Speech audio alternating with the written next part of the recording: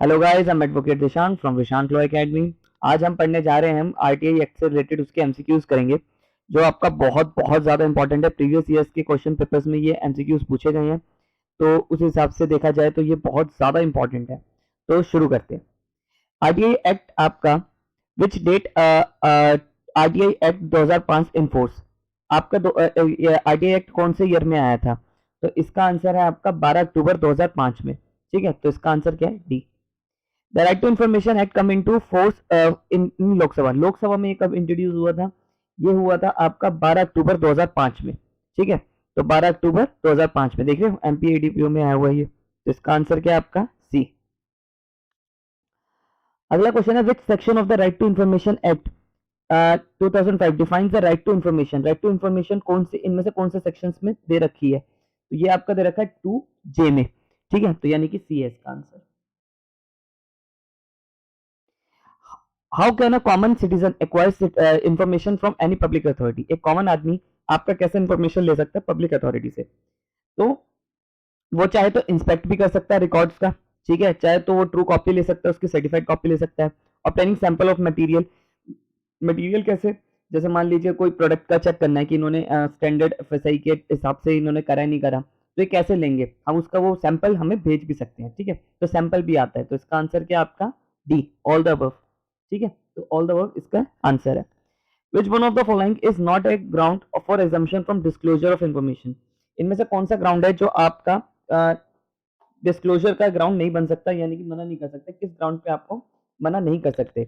तो इसका आंसर है आपका सी, पब्लिक हेल्थ। पब्लिक हेल्थ से रिलेटेड आपका इस चीज पे मना नहीं सकते। बाकी आपका sovereignty, economic interest of the state और आपका इंटाइसमेंट ऑफ ऑफेंस, यानी कि कोई ऑफेंस ना हो जाए इसलिए हम आपको चीज ना दे रहे।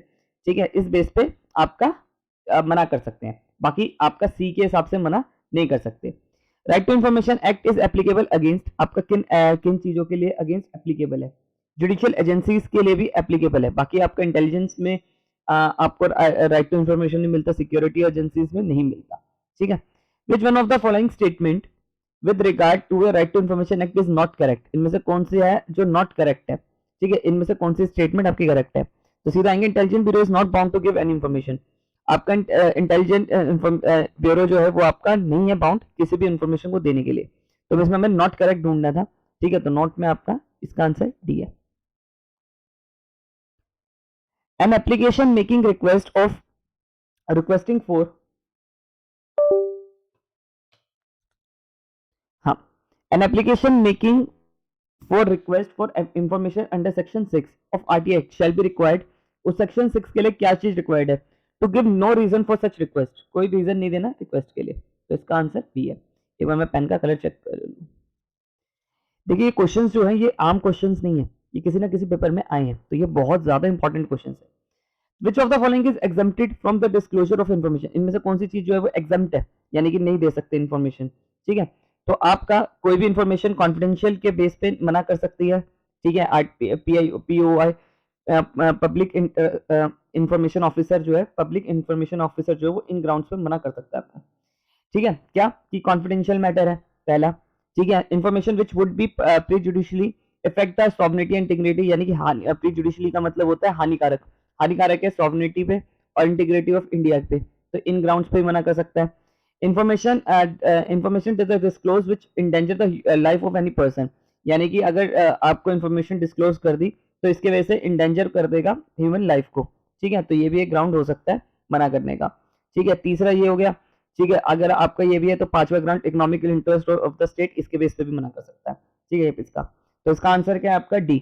ठीक है, which one of the following statement is correct regarding the right to information act. इनमें से कौन सी स्टेटमेंट जो है वो करेक्ट है राइट टू इन्फॉर्मेशन एक्ट के बारे में?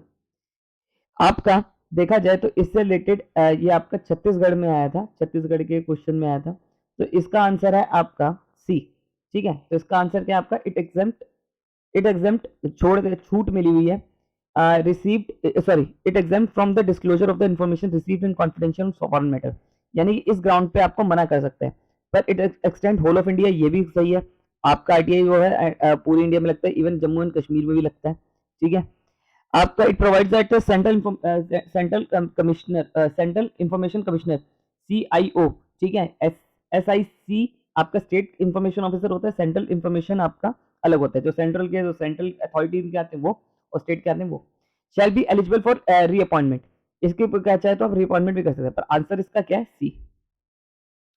Information related to intellectual property right can be defined under the RTI act, कि आपका क्या ये किस में बताया गया, harm for competitive third party, तो इसका आंसर क्या है, D.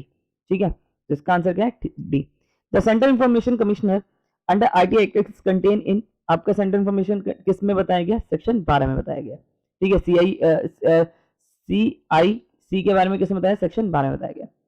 Power and the function of the information commission constitute under RTI act, RTI act में कौन से में उसकी आपकी सेंट्रल इंफॉर्मेशन कमिश्नर की पावर दे रखी है, तो इसकी पावर दे रखी है सेक्शन 18 में। ठीक है, तो इसकी पावर किसमें, सेक्शन 18 में, तो इसका आंसर क्या है, ए, और इसका आंसर भी क्या था, A. The penalty provide under section 20 of RTI act is, penalty किसमें दे रखी है आपका, कैसी है, 205,000 rupees each day till information sought furnished, जब तक इंफॉर्मेशन ना दे तब तक आपकी पेनल्टी लगेगी 250 रुपीज। ठीक है, 250 रुपए, मैक्सिमम 25,000 तक की पनिशमेंट लग सकती है। ठीक है, तो आंसर दोनों इसके सही है, तो इसका आंसर सी है। ठीक है, तो यानी कि देखिए क्या होता है, अगर इन्फॉर्मेशन नहीं देते हैं तो 250 रुपए पर डे के हिसाब से, और मैक्सिमम जितना जा सकता 250 रुपए पर information till the short information जब तक देनी थी, यानी कि जैसे 60 दिन में देनी थी तो 60 दिन में इन्फॉर्मेशन नहीं दी तो 61 डेज से आपका लगता चला जाएगा, टिल जब तक वो 25,000 रुपीज ना हो जाए, जब तक वो पैसा देना दे या इन्फॉर्मेशन नहीं दे दे। Under RTI act how many days can be first appeal be let, आपके फर्स्ट अपील के कितने डेज हैं, 30 डेज होते हैं। ठीक है, फर्स्ट अपील के कितने होते हैं, 30 डेज, तो इसका आंसर है A. Which of the following is not include the right to information, इनमें से कौन सी चीज जो है राइट टू इन्फॉर्मेशन में इंक्लूड नहीं होती, तो ये taking copy of cabinet papers, cabinet papers को आप नहीं मांग सकते, आप एग्जैक्ट डॉक्यूमेंट्स मांग सकते हो, कोई रिकॉर्ड है तो सर्टिफाइड सैंपल्स मांग सकते हो। ठीक है, बट आप एग्जैक्ट सॉरी कैबिनेट पेपर्स नहीं मांग सकते, पर जब वो 20 साल बाद आप उसे मान सकते हो। ठीक है, तो इसका आंसर वैसे सी है। Under the right to information act who has the power to deal with the difficulty arises when implementing this act, अगर इसमें से कोई भी एक्ट में दिक्कत आ जाए तो उसकी डिफिकल्टी कौन रिमूव करेगा, तो ये सेंट्रल गवर्नमेंट का एक्ट है, तो ये सेंट्रल गवर्नमेंट ही करेगा। ठीक है, तो इसका आंसर बी है।